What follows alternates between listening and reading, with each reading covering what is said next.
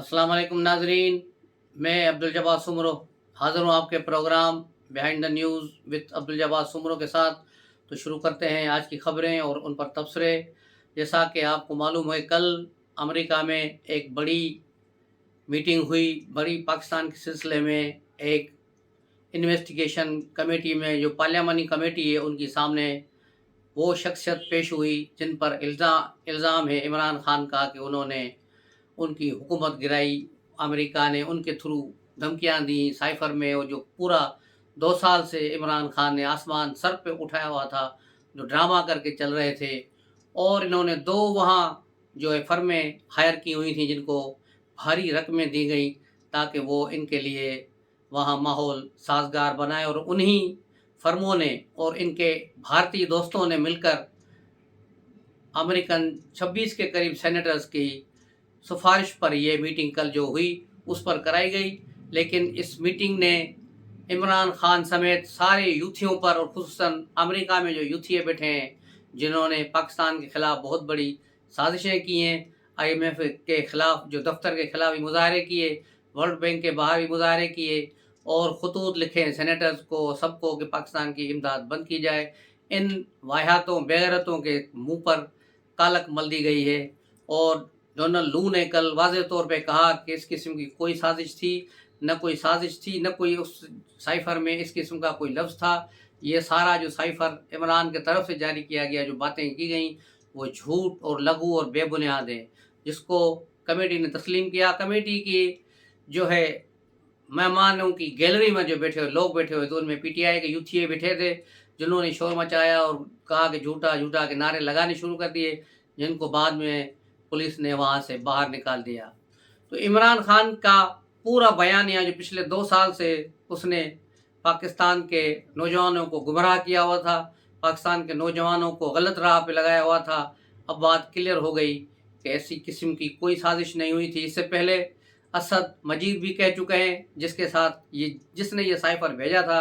उसके अलावा इमरान खान के जो सेक्रेटरी थे, प्रिंसिपल सेक्रेटरी आज़म खान, वो भी कह चुके हैं। और बल्कि साइफर केस में उनका बयान पढ़ने के लिए काबिल है, वो आप सबको वेबसाइट पे मिल जाएगा। उसमें भी उन्होंने क्लियर लिखा है कि ये इसमें से कोई चीज़ नहीं थी, न धमकी न साजिश, कुछ भी नहीं था। लेकिन इमरान खान ने कहा कि हमें इसे खेलना है, और इंतखाबी जो उस वक्त अदम एतमाद की तहरीक चल रही थी, इसको रोकने के लिए इसको इस्तेमाल करना है। और इन्होंने मिलकर फिर इस पर खेला। और इनका जो चवल वज़ीर ख़ारजा था, वो भी इस साजिश में बराबर का शरीक था। और उन्होंने सब ने मिलकर पाकिस्तान की इस्तेहकाम और पाकिस्तान के लिए संगीन ख़तरात पैदा कर लिए। और अमेरिका को नाराज़ करने की बुनियादी वजह भी यही थी। इमरान खान चाहता है कि पाकिस्तान उस मंजिल तक पहुँचे जहाँ वो उसको पहुँचाना चाहता है, जिसका उसको ख्वाब है कि पाकिस्तान ऐसा डिफ़ॉल्ट करे कि इसकी कोई मदद को ना आए, यहाँ लोगों को मारे, एक सिविल वार हो, तो मैं कह सकूँ कि देखो, मैंने कहा था ना कि पाकिस्तान में सिविल वार होगी अगर मुझे वज़ीर आज़म नहीं बनोगे। ये एक तख़रीबकार शख्स है, और इसने बहुत बड़ी तख़रीबकारी की है, और ये इसका आखिरी जो है तक़रीबकारी थी, जिसके बाद अब इसके बाद मेरे ख़्याल में कोई मौक़ा नहीं। अब इन सब की आखिरी उम्मीद इनके बाप ट्रंप पर है कि हमारा अबू ट्रंप आएगा, अमेरिका का सदर बनेगा, तो फिर हमें कोई रिहाई मिलेगी। और इमरान खान ने भी अंदाज़न वो लगा लिए हैं कि 6 माह के बाद में जब बाहर आऊँगा तो मैं ये करूँगा, वो करूँगा। हो सकता है 6 माह से ये पहले बाहर आ जाए। कि इस किस्म की कुछ खबरें इस वक्त भी ड्राइव कर रही हैं, चल रही हैं, कि अंदरूनी खाना इमरान खान को कहा गया है कि वो सऊदी अरब चले जाएँ, लेकिन वो बरतानिया और अमेरिका जाने का ख्वाहिशमंद है, लेकिन हुकूमत उसे वहाँ नहीं ले जाने दे रही। इसको कहा गया है कि वो सऊदी अरब जाना चाहें तो जाएँ। जो दरमियान में कुव्वतें पड़ी थीं, उन सबको ये बात बताई गई है। और कुछ अरब ममालिक भी मुतहर्रिक हैं इस्लामाबाद में इस सिलसिले में, लेकिन बात वही है कि ये जहाँ जाना चाहता है, हुकूमत वहाँ इसको जाने नहीं देगी। उसके अलावा PTI पर एक और बिजली गिरी। इनका अहम रहनुमा अज़हर इनको छोड़ गया है। हमाद अज़हर लाहौर से, जो इनका पंजाब का जनरल सेक्रेटरी भी था, पार्टी का अहम रुकन था, कल ही उसने रिज़ाइन दे दी। और वो गरीब भी थक गया है भाग भाग के, और उसने भी कहा है कि अब मैंने बस कर दी। उसके वालिद मियाँ अज़हर, जो कौमी असम्बली के रुकन है, PTI के आज़ाद कैंडिडेट हैं, और वो मुंतखब हो गए थे, لیکن وہ ایک ضعیف انسان ہے، کوئی 80-90 سال میں کی ان کی عمر ہے. تو اب حماد اظہر 1-2 روز میں شاید منظر عام پہ آ جائیں اور باقاعدہ پی ٹی آئی کے خلاف پریس کانفرنس کر دیں. دوسری طرف پی ٹی آئی کے لوگوں پر دیکھ کر مجھے انتہائی درجے کا شدید غصہ آ رہا ہے. گور خان ہو گیا، دوسرے ہو گئے، بابر اعوان ہو گیا، اور 1-2 ان کا جو انفارمیشن سیکرٹری ہے رؤف حسن. دیکھو ہم نے بات کی تھی، عمران خان نے جو بات کی ہے وہ صحیح ہے. سائفر تو ہے، سائفر ایک حقیقت ہے. ارے پاگل کے بچوں، سائفر تو حقیقت ہے، اسے کس نے انکار کیا ہے کہ سائفر نہیں تھا؟ سائفر کا مطلب کیا ہے؟ سائفر کا مطلب ہے خط ہے. خط تو تھا، لیکن خط کے مندرجات کیا تھے، وہ جھوٹ کیا تھا، وہ آپ نے جھوٹ گھڑا. اس جھوٹ کی بات ہو رہی ہے، یہ بات نہیں ہو رہی کہ سائفر ہی نہیں تھا. سائفر تو تھا. میرا تو دل کرتا ہے کہ ان 3-4 لوگ جو ہیں ان کو ننگا کر کے ڈی چوک پر ان کو مارا جائے، تاکہ ان کو تھوڑا دماغ میں عقل آئے کہ سائفر کیا تھا. سائفر ایک حقیقت ہے. اس سے پہلے یہی چیز ان کا چول وزیر خارجہ جو تھا اور پارٹی کا ان کا وائس چیئرمین، وہ بھی یہی کہتا تھا سائفر حقیقت ہے. ارے بھائی سائفر تو حقیقت ہے. ایسے سائفر روزانہ پتہ نہیں کتنے پاکستان میں آتے ہیں. سائفر سے کیا ہوتا ہے؟ سائفر ایک خط ہے جو ایمبیسڈر وہاں سے پورے دن کی کاروائیاں بنا کے بھیجتا ہے کہ آج امریکہ کا فار ایگزامپل امریکن کا ہے سفیر، وہ لکھتا ہے کہ یہاں کس کس سے میری ملاقات ہوئی، کس سے ملاقات ہوئی، امریکی صدر نے کیا کہا پاکستان کے بارے میں، یہاں پاکستان کے بارے میں کس امریکہ کے مین جو لیڈ اخبارات ہیں انہوں نے پاکستان کے بارے میں کیا چھاپا ہے، بھارت کے جو سفارتکار باقی یہاں کیا کر رہے ہیں. یہی صورتحالیں لکھی جاتی ہیں. ایسے سینکڑوں سائفرز میرے آنکھوں کے سامنے سے گزرے ہیں. میں خود ان سائفروں کو دیکھ چکا ہوں اور ایک اہم دفتر میں نے بھی 5 سال کام کیا. تو میرے نزدیک یہ سائفر، میں جانتا ہوں کہ سائفر کیا ہے اور ان سائفروں میں کس طرح لینگویج ہوتی ہے، کیا دھمکیاں ہوتی ہیں.